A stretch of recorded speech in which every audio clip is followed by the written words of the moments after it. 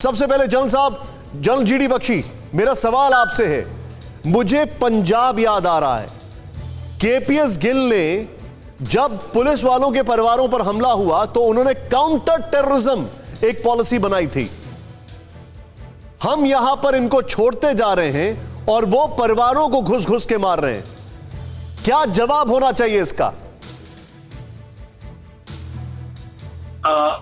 देखिए, जो केपीएस गिल साहब के टाइम में उन्होंने कहा था, बड़ा ही was a direct straightforward officer. उन्होंने कहा था कि if you strike at our families we will return the compliment, we will return the compliment. और हम लोगों ने जो है अभी भी बड़े रिस्ट्रेंट बरता है, बहुत रिस्ट्रेंट बरता है हमारे फोर्सेस ने।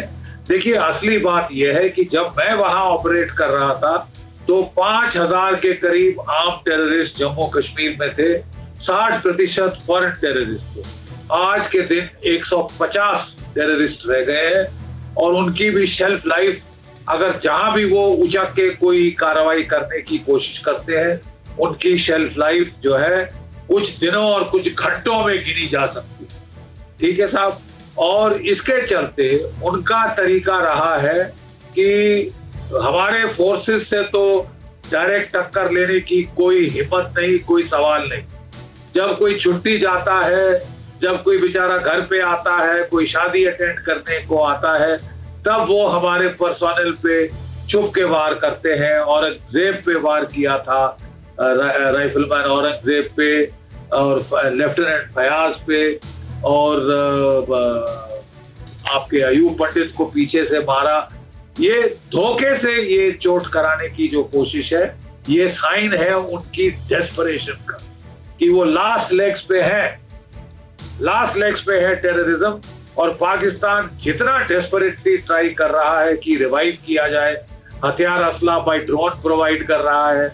अब तो उसने बड़ा सीरियस एस्केलेशन किया है। ड्रोन की मदद से उसने हमारे एयरबेस पे स्ट्राइक करी।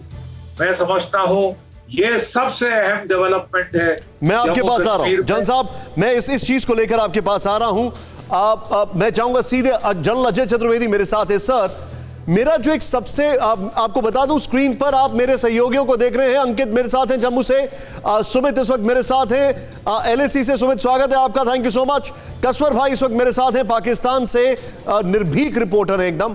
जनरल अजय चतुर्वेदी सर, मैं आपसे एक चीज समझना चाहूंगा। क्या यह समझा जाए कि यह एक बहुत स्ट्रॉन्ग मैसेज देने की कोशिश है, जब चीजें नॉर्मलाइज लगभग हो चुकी हैं कश्मीर में, नेक्स्ट लेग ऑफ डेमोक्रेसी वहां पर शुरू हो रहा है, तो एक मैसेज है परिवार वालों को आतंकित कर कि जम्मू कश्मीर का आम बाशिंदा जो है वो सेफ नहीं है? देखिए निशांत जी, ये बिल्कुल आप सही कह रहे हैं। इसमें एक चीज हम लोगों को समझनी चाहिए कि जो आपने बताया कि जीडी बख्शी साहब ने बताया 5000 से घट के 150 रह गए हैं, वो इसलिए क्योंकि हमको ग्राउंड लेवल इंटेलिजेंस बहुत अच्छी मिल रही थी। तो अब उनकी कोशिश ये है कि हमारे इंटेलिजेंस के सोर्सेस को सुखाने के लिए, जिससे कि लोगों को डराने की कोशिश कर रहे हैं। तो ये जो चीज़ है कि आपको इंटेलिजेंस सोर्स ही आपके सुखा देंगे वो, तो उसका ये एक अहम हिस्सा है।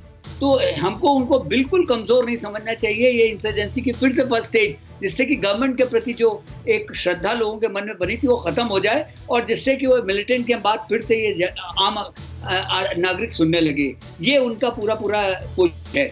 तो इसमें एक रिटेलिएटरी एक्शन होना चाहिए ऐसा, जो कि जहाँ पकड़े जाएं एंड सीधे ही उसका फैसला होना चाहिए। कोई मुकदमा नहीं, कोई वो नहीं, हिसाब किताब नहीं। वही एक ढंग है कि जब मिलिटेंट मारे जाएंगे और तभी इनको जो है समझ में आएगा कि भाई तुम पंगा मत लो, नहीं तो तुम अपनी जान से हाथ धो। ओके आरती जी, बहुत शार्प रिएक्शन मैं आपसे लूंगा, क्योंकि एक और बड़ी खबर इस वक्त मेरे पास आ रही है। ये जो कर रहे हैं आतंकी, क्या इसका रिवर्स नहीं होगा? क्योंकि जो लोकल सपोर्ट जो भी थोड़ा बहुत मिल रहा है, क्या आपको लगता नहीं है वो भी ड्राइव डाउन हो जाएगा? जब परिवारों को ये हिट कर रहे हैं, then why to give them support? देखिए, इससे ये साबित होता है कि एक तो आपको समझना चाहिए कि एक्सटर्नल फैक्टर जो इस क्रॉस बॉर्डर टेररिज्म का है और जो उनकी पॉलिसी रही है पिछले 30 साल में, वो बदली नहीं है। कई सारे लोगों का और कई सारे एक्सपर्ट्स और एनालिस्ट ये कह रहे थे कि इंडिया पाकिस्तान के बीच में बात होनी चाहिए, बैक चैनल खोलिए, ये सब करिए। पर अल्टीमेटली अभी भी हम देख रहे हैं कि पाकिस्तान ने अपना स्टैंड चेंज नहीं किया है, अपनी पॉलिसी चेंज नहीं की है और वो लगातार क्रॉस बॉर्डर टेररिज्म को बढ़ावा देंगे। दूसरी बात इससे जो समझ आती है कि इस्लामिक रेडिकलाइजेशन जो हुई है कश्मीर में पिछले 30 साल में, वो ये हमें दिखलाता है, ऐसे जितने भी अटैक्स हो रहे हैं ये हमें समझाते हैं कि इस्लामिक रेडिकलाइजेशन नहीं, मैं आपसे क्विकली एक सवाल पूछ रहा हूं, क्या आपको ऐसा नहीं लगता है जब ये कश्मीर के पुलिस वालों के परिवारों को डायरेक्टली अटैक करेंगे तो जो लोकल सपोर्ट बेस इनको थोड़ा बहुत अभी भी मिल रहा है वो खत्म होना शुरू हो जाएगा?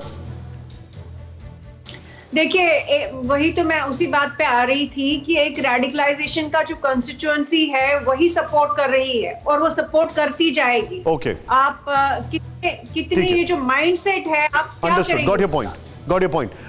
अड़ी सोमवार से शुक्रवार शाम 6 बजे सिर्फ TV9 भारतवर्ष पर।